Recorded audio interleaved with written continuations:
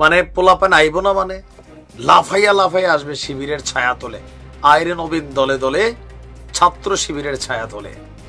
ফ্রিতে বিরিয়ানি মিলে অনেকেই হয়তো দেয়, কিন্তু বিরিয়ানির সাথে রাবারের নিচে এই যে একটা কাগজ, এটা কিন্তু সবাই দেয় না। প্রশ্ন উঠতেছে যে ধরেন এই টাকাগুলো আসলে কই থেকে আসতেছে।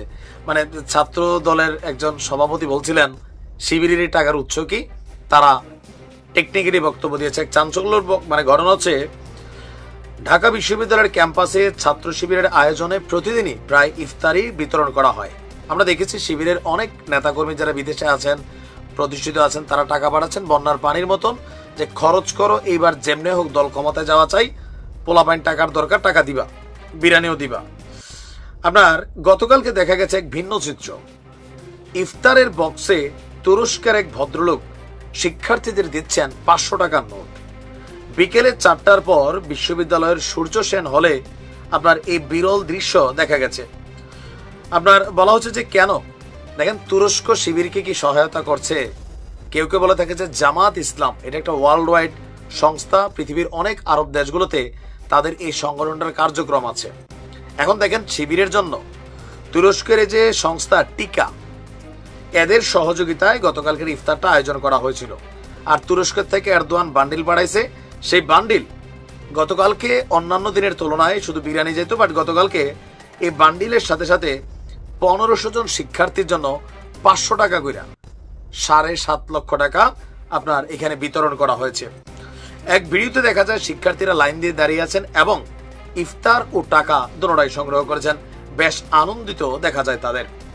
একজনের মন্তব্য হচ্ছে, শিবিরের ইফতার প্রোগ্রামে তুর্কি মেহমান লাইনে দাঁড়ানো সবাইকে 500 টাকা করে দিয়েছেন। ঢাকা বিশ্ববিদ্যালয়ের শিক্ষার্থীদের জন্য নিঃসন্দেহে এবার সেরা রমজান অতিবাহিত হচ্ছে। ছাত্রলীগ যাওয়ার পর বিশ্ববিদ্যালয়ে যেন বরকত নেমে এসেছে। আমরা তো চাই প্রয়োজনে জামাত ক্ষমতাতে আসুক, প্রতিদিন এরকম 500 টাকা আমরা পাই। গরিব আর পাই কি? নেতারা ভোটের জন্য বছরে 5 বছরে একবার 500-1000 দেয়। প্রতি বছর রমজান আসলেও ইফতারের সাথে তুরস্ক প্রতিদিন 500 দিল। তারপর আবার ধরেন সৌদি, দুবাই, কাতার, বিভিন্ন দেশে জামাত ইসলামের শাখা আছে, এরকম অনুদান আসবে, সাথে টাকাও আসবে। বিষয়টা কিন্তু খারাপ না। তবে ছাত্র দলের সাথে আপনার এই যে টাকার উৎস নিয়ে যেই লাড়াচাড়া চলতেছিল, যে কার টাকার উৎস কোথায়, এটা কিন্তু এখন চোখে আঙ্গুল দিয়ে দেখাই দিছে এরদোয়ান। এখন এরদোয়ান কি টিকার সাথে কানেক্টেড আছে নাকি নাই সেটা জানি না। তবে তুরস্কের এই ভদ্রলোকের বক্তব্য হচ্ছে ঈদের শুভেচ্ছা হিসাবে তিনি 500 টাকা করে দিচ্ছেন শিক্ষার্থীদেরকে।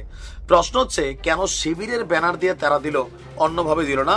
ওই যে একটাই অ্যান্সার, জামাত ইসলাম, বাংলাদেশ জামাত ইসলাম, এটা শুধুমাত্র বাংলাদেশে উৎপত্তি হওয়া কোনো রাজনৈতিক দল না, এটা বিদেশি দলের শাখা।